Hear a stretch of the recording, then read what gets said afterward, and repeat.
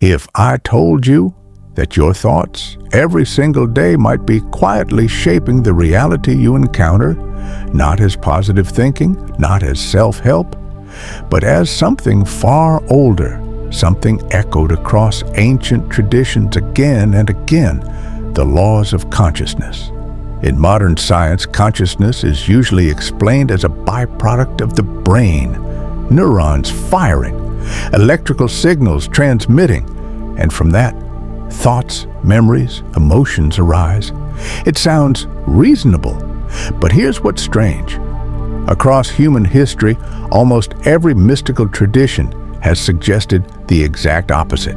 In Hermeticism, the first principle is called the principle of mentalism. It states, the universe is mental. Reality is a manifestation of mind.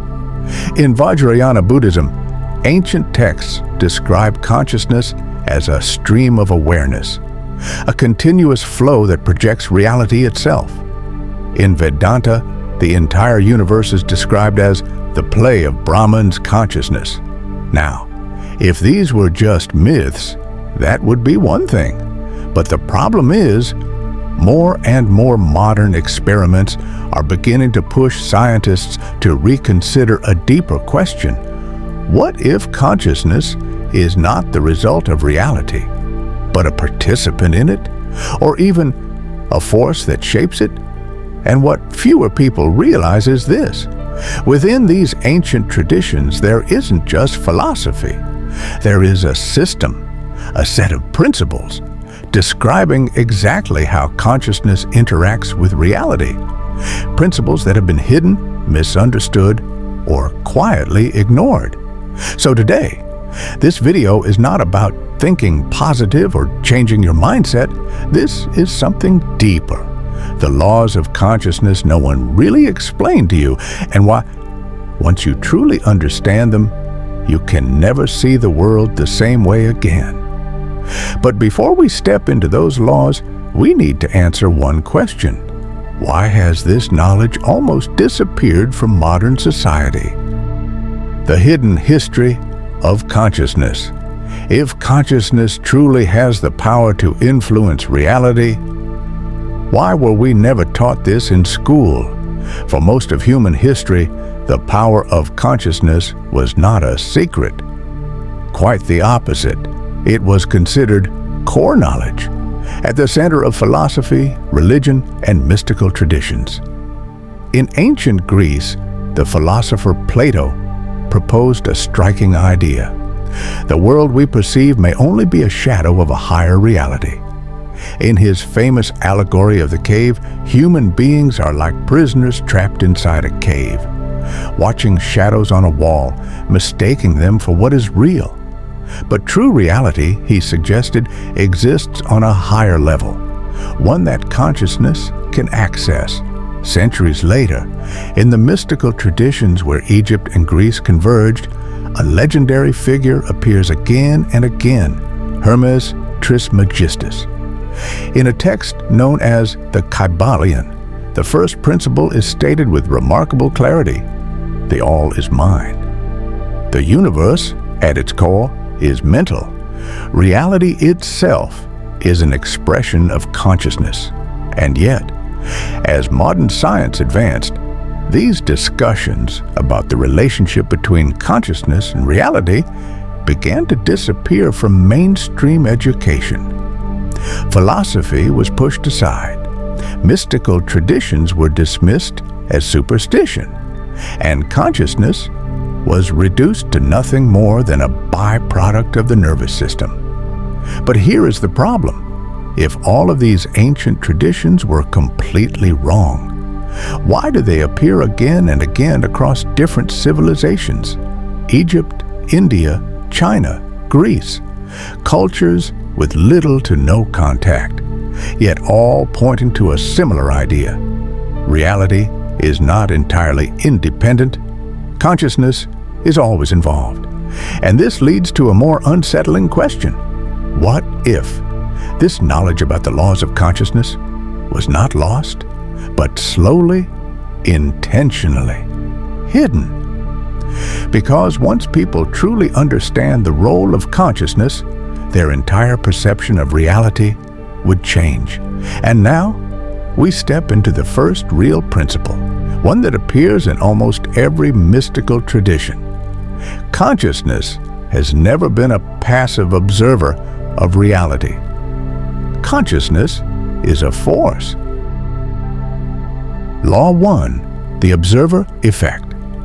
If reality were truly fixed, like a solid stone, then why, in certain experiments, does reality seem to change simply by being observed? In quantum physics, there is an experiment almost everyone has heard of, the double-slit experiment. Its original purpose was actually very simple. Scientists wanted to understand, is light a particle or a wave? The setup was straightforward. A beam of light is emitted, passes through a barrier with two narrow slits, and finally hits a screen behind it. If light were made of particles, it should behave like bullets, passing through the slits and forming two clear lines on the screen. But something strange happened. The result did not show two lines. Instead, it formed an interference pattern, like overlapping waves in water, which means when not being observed, light behaves more like a probability wave, passing through both slits at the same time. But then, scientists did something that seemed completely ordinary. They placed detectors next to the slits to observe which path the light takes. And the moment observation began, the result changed. The interference pattern disappeared. Light suddenly behaved like a particle. It passed through only one slit, which means without observation, light exists as multiple possibilities. But once observed, reality collapses into a single outcome. This phenomenon became known as the observer effect. Now, most scientists do not jump to radical conclusions. They will say, perhaps the measuring device disturbs the system, perhaps quantum states are too fragile, perhaps there are variables we still don't understand. But in many mystical traditions, this experiment is not surprising at all. It simply echoes an ancient idea. Consciousness is not an observer of reality. It is a participant. In Hermeticism, there's the cryptic line, "The world becomes the world when it is observed." If this is true, then reality may not be a fully independent objective structure, but a process, continuously shaped through the involvement of consciousness. However, there is a crucial point many people misunderstand. The observer effect does not mean whatever you imagine will instantly become real. Reality is far more complex than that, because in mystical traditions, the power of consciousness does not come from a single thought. It comes from something deeper, sustained attention, and that is the core of the second law of consciousness. Attention determines the density of reality. Law 2, the law of attention. Have you ever noticed something strange? The more you try to avoid something, the more likely it is to happen. The more you fear being late, the more likely you encounter traffic.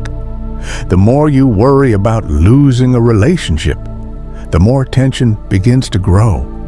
Most people call this bad luck. But in many mystical traditions, this is explained as a very simple law. Consciousness amplifies what it continuously focuses on. In many Eastern traditions, there is an ancient saying, "Energy flows where attention goes," which means where your attention rests, your energy follows. In modern psychology, there is a similar concept, selective attention. Your brain receives an overwhelming amount of information every single day, far more than you can process. So it filters. It prioritizes what seems important based on what you are already focusing on. Here's a simple example. If you're thinking about buying a specific car, suddenly you start seeing it everywhere. But those cars were always there. You just didn't notice them before, because your consciousness did not consider them relevant.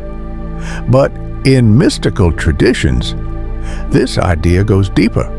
They suggest that attention does not just filter reality. Attention participates in shaping it.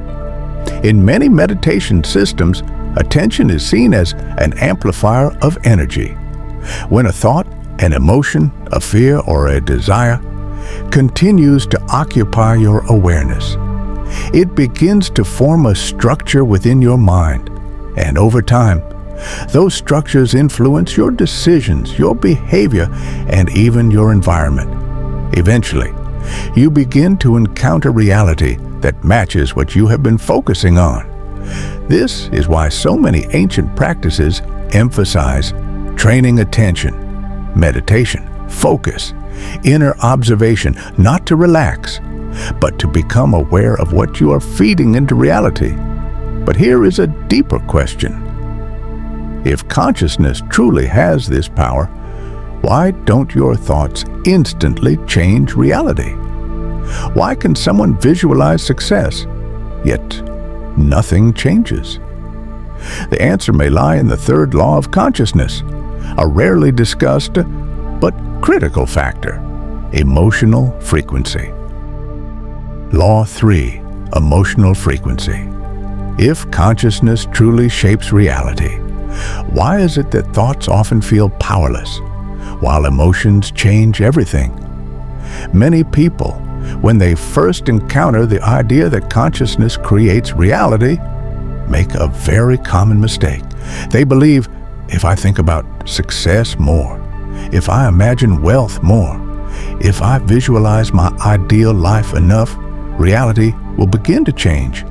But it doesn't, because in many mystical traditions, what shapes reality is not just thought, it is emotional frequency.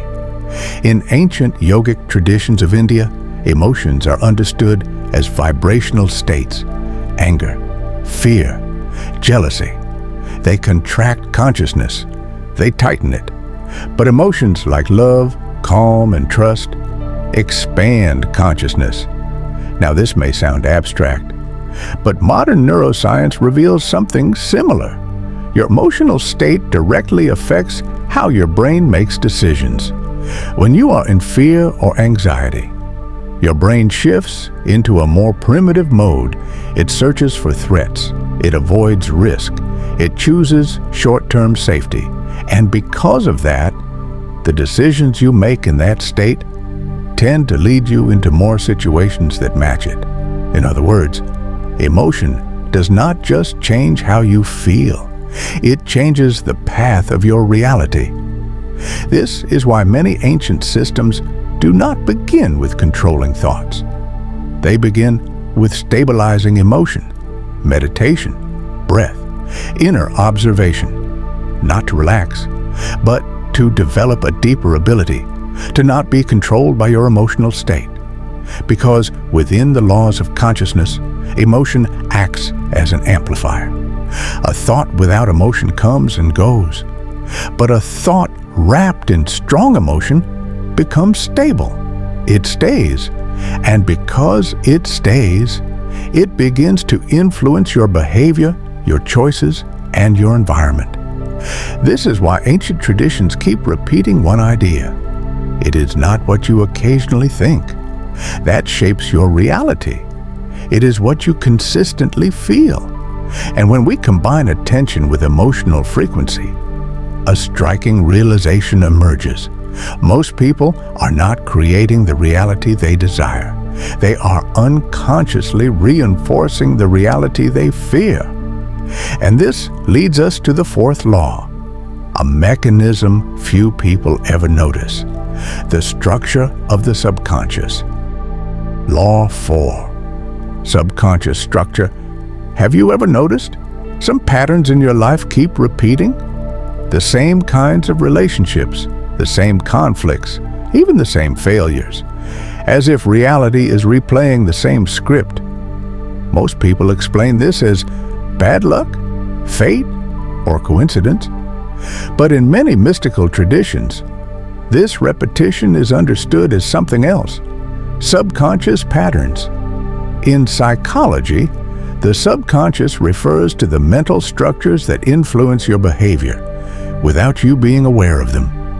For example, you might say, "I want a stable relationship," but if deep within your subconscious there is a belief, "Relationships will eventually hurt me," then without realizing it, you may choose partners more likely to lead to conflict, and over time, your reality begins to feel like a loop, not because the universe is punishing you, but because your subconscious keeps choosing what feels familiar.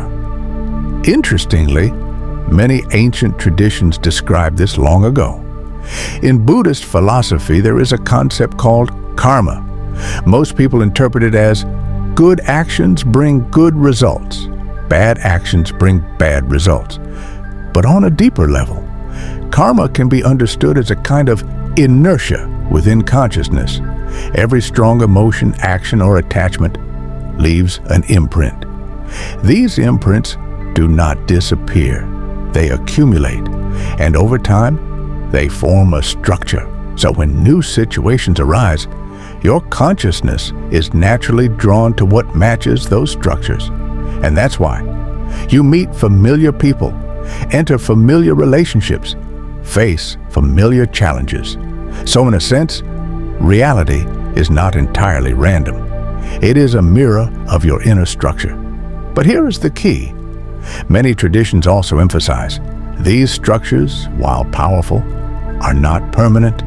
They can be changed slowly, deliberately, through specific practices. And this brings us to the final law, the one closest to practical transformation. Law 5, awareness, a capacity many traditions describe as the beginning of true freedom. Law 5, awareness and practice. If consciousness truly shapes reality, then the question becomes something far more important. Are you aware of your own consciousness? In many mystical traditions, the first step to changing reality is not controlling thought, not forcing positivity, but something simpler and far more difficult: awareness. What does awareness mean? It means you begin to notice a thought arising, an emotion forming, a reaction beginning, and you no longer get carried away by it immediately. In many meditation traditions, this state is called the observer, not just experiencing your thoughts and emotions, but watching them. And once this ability appears, something subtle begins to change. You start to realize much of what you called reality was actually repeated mental patterns. And when you can see them, you gain space. Before an emotion reacts, you can pause. Before a habit takes over, you can choose differently. And each of these moments slowly reshapes your inner structure. In many ancient traditions, this is what practice truly means: not chasing power, but developing the ability to no longer be controlled by unconscious patterns. And as this happens, reality begins to change, not because the universe suddenly obeys you, but because you are now participating in reality in a different way. Many people want to change their destiny, but overlook something simple. Destiny is rarely a single event. It is the accumulation of countless small choices, and those choices are shaped by the state of your consciousness. This is why so many ancient teachings repeat one idea. Before you try to change the world, learn to see yourself. Maybe consciousness does not change reality like magic, not instantly, but perhaps it has always been doing something far more subtle, shaping how you see the world, how you respond to it, and how you move toward your future. If even a fraction of these ancient teachings is true, then reality may not be something fixed, but something continuously unfolding through your awareness. And maybe there is only one question left. If consciousness truly holds this kind of power, how will you choose to use it? If you made it this far, you're already seeing more than most people ever will. But this is only the beginning. There are deeper layers we haven't touched yet. If you're drawn to topics like consciousness, reality, and ancient wisdom, subscribe to this channel, because here we explore the knowledge history tried to forget, but never truly erased, because some truths only appear once you begin to observe them.